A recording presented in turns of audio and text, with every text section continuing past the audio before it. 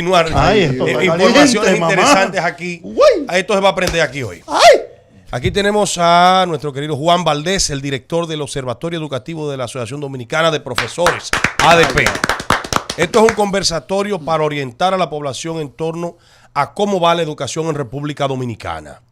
Juan, bienvenido. Qué honor. Muchísimas gracias, el honor es mío. Gracias por recibirme. ¿Hay que eliminar las pruebas nacionales, sí o no? No, las pruebas nacionales son el único instrumento que le permite a la República Dominicana tener una rendición de cuentas de qué logra ese 4% para la educación. Y desgraciadamente, en este año tuvimos la calificación más baja, 57 puntos.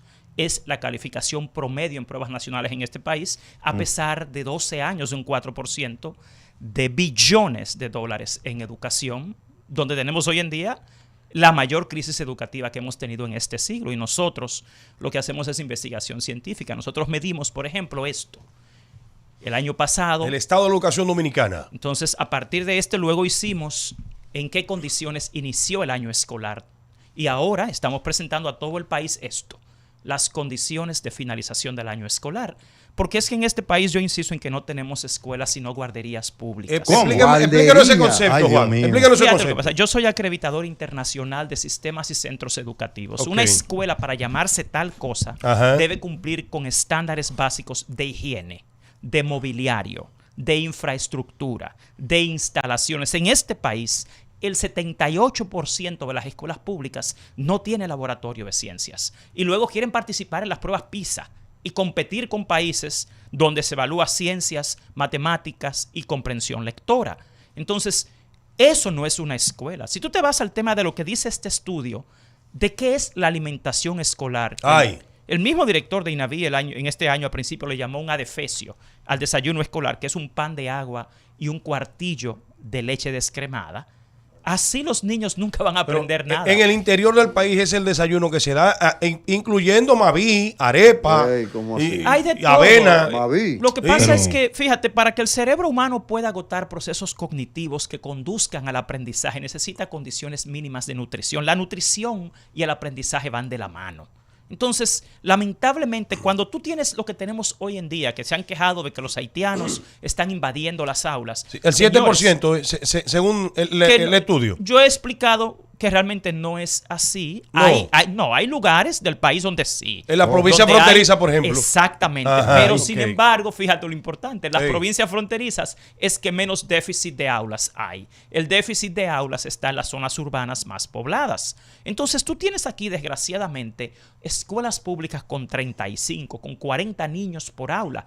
En esas condiciones el ser humano no aprende, porque el aprendizaje es un fenómeno multisensorial, que todo lo que te rodea tiene un efecto en el aprendizaje de los niños. Entonces nos preguntamos, ¿por qué hoy, a 12 años después del 4%, tenemos un déficit de 8,000 aulas en la República Dominicana? Tú sacas a todos los haitianos de la escuela pública y aún así tú vas a tener un déficit de cupo, porque aquí se gastó todo el dinero del 4% en los pasados 12 años. Suficiente dinero para construir las 28,000 aulas que en 2012, que esto no es nada nuevo, se diagnosticó como una necesidad. Te dicen que no, que por la pandemia los niños del sector privado se fueron para el sector público. Eso es falso. La matrícula de 2019 y la de 2023, la de ese entonces era superior a la de 2023 y 2024. A ver. Un trasiego de niños de la escuela privada a la escuela pública eso por las condiciones. Eso se alegó. Eso es lo que se alegó. Pero cuando tú ves que en este estudio se determinó que más de 100,000 niños se quedaron fuera de la escuela pública porque no había cupo y tuvieron que buscar opciones en el sector privado, tú te das cuenta que eso es falso. Entonces, una pregunta, hermano. A propósito, Juan, de lo que estás diciendo y de lo del desayuno escolar que me chocó mucho, tú dices un pan con un cuartillo de leche descremada. Sí. ¿Acaso en las escuelas donde se da eso no están dando más que lo que regularmente comen los muchachos en la casa? No. Porque muchos de esos niños que vienen de hogares muy pobres reciben ese desayuno y les debe ser suficiente con relación a lo que regularmente comen. Lo que sucede es que tú tienes un cuerpo humano que requiere de nutrientes, de vitaminas y de condiciones nutricionales para poder aprender. Nosotros no podemos equiparar la escuela pública, que se supone que es un derecho y un servicio, con la pobreza del hogar en el barrio. Porque la escuela moderna está llamada a contener, a alimentar y a educar. Es lo que establecen los principios modernos de la educación. Y para eso, por otro lado, es que tenemos un 4%. ¿Por qué se creó la política de jornada escolar extendida? Por eso que tú dices.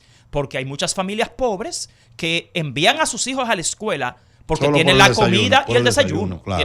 Entonces, por favor, no es una dádiva. Eso viene del dinero de nuestros impuestos. ¿Y ha sido efectivo lo de la jornada escolar extendida? No, la jornada escolar extendida ha sido un fracaso por pero ¿cómo? ¿Qué es lo que está pasando? ¿Y sí, por algo sencillo. Vamos a ver, Juan. Lo que pasa es que la educación es una ciencia. Ajá. Y a mí me preocupa mucho. Yo llevo 34 años como educador e investigador educativo.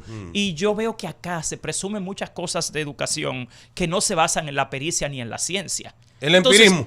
El empirismo. Y el empirismo es bueno en la investigación para tener evidencia, como dices, empírica del día a día. Sin embargo, la jornada escolar extendida se suponía que no solamente iba a contener y alimentar, sino que si un niño en lugar de 4 horas se pasa 8 en la escuela, se suponía que los resultados de aprendizaje iban a ser mejores. Cuando tú comparas los resultados de un niño que está en una sola tanda, dígase matutina versus vespertina, y uno que está en jornada escolar extendida, no hay gran diferencia en los resultados de aprendizaje. ¿Por qué? Porque ya ahí es donde yo voy al concepto de la guardería. La idea, lamentablemente en la práctica, ha sido simplemente tenerlos ahí 8 horas, que es bueno, porque así los padres, las madres pueden dedicarle tiempo a trabajar y luego venir en la tarde a su casa, pero se supone que la meta es el aprendizaje.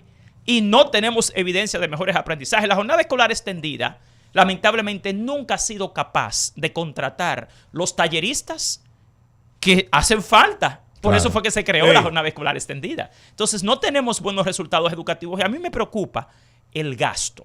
O sea, tenemos un 4% para la educación. ¿En qué se está invirtiendo todo ese dinero entonces? Bueno, yo te puedo decir que los pasados 2 años hemos tenido una subejecución presupuestaria de más de 20,000 millones de pesos. 20,000 millones que no se gastan. Entonces, ¿cuál es la problemática? Gestión.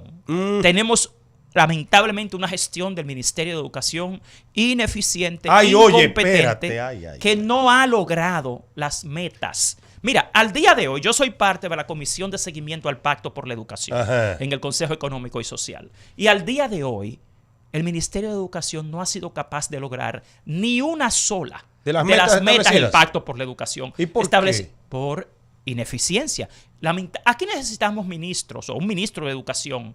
Primero, que sea capaz de conjugar a toda la sociedad, que tenga las competencias necesarias y que tenga el compromiso y no haya conflictos de intereses. En este momento tenemos un ministro de Educación, lamentablemente, que no ha tenido ningún éxito. Pero él es educador superior, Juan, ¿cómo es esta cosa?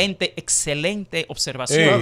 La educación superior se basa en la andragogía. La educación preuniversitaria se basa en la pedagogía. Exacto. Son dos mundos totalmente distintos. Gran parte del problema que tenemos actualmente en el Ministerio de Educación es que tenemos un equipo de dirección y gestión que vienen todos de las universidades, no conocen la escuela. No tienen pedagogía para establecer el método eficiente para que los niños aprendan. No tienen ni la experiencia. Pero espérate. Para el mundo escolar. Es que yo dirijo un colegio bilingüe internacional. Yo dirijo el St. Lawrence International School, que es un colegio internacional, que se basa en estándares. Y yo te puedo decir, yo fui 10 años coordinador de una facultad universitaria, hace 30 años. Y yo te puedo decir a ti que una universidad y una escuela son dos mundos totalmente distintos. Claro, Juan, pero suele pasar lo siguiente, fíjate, y disculpa por la interrupción, pero regularmente los chicos que van a las competencias de educación son virtuosos los chicos de las escuelas públicas. No así los de los colegios. ¿Por qué pasa eso? Bueno, lo que demuestran las pruebas nacionales es todo lo contrario. Sí, pero esa es la totalidad. Estamos hablando de niños específicamente. Lo que sucede es que si tú vas a evaluar la educación, tienes que hacerlo en base a la totalidad, al diseño curricular dominicano. O sea, aquí tú aspiras a 7 competencias fundamentales que debe desarrollar un ¿Cuáles son, Juan, finalmente? Tú tienes, por ejemplo, las pruebas nacionales. Sí. En el sector privado y el sector público hay una brecha de 10 puntos en la calificación. Entonces, el punto es que nadie tiene más recursos que la escuela pública. Eso es cierto. A pesar de que los colegios privados supuestamente son mejores, no es así. Es verdad. Las escuelas públicas tienen todo el dinero del mundo. Aquí lo que necesitamos es un ministro de educación, primeramente, que domine el área escolar, que no tenga conflictos de intereses entre la educación superior y la educación escolar y que puedan llevar a cabo, señores, realizar, cumplir, aunque sea una de las metas del Pacto por la Educación. Aquí no podemos seguir gastando un 4% para la educación sin lograr nada. Y estos estudios demuestran que aquí hace falta ese verdadero cambio que a nosotros tanto se nos ha prometido, por lo menos en educación. Bueno, pues queremos agradecerle a Juan que ha estado con nosotros orientándonos en torno a este tema. Excelente exposición.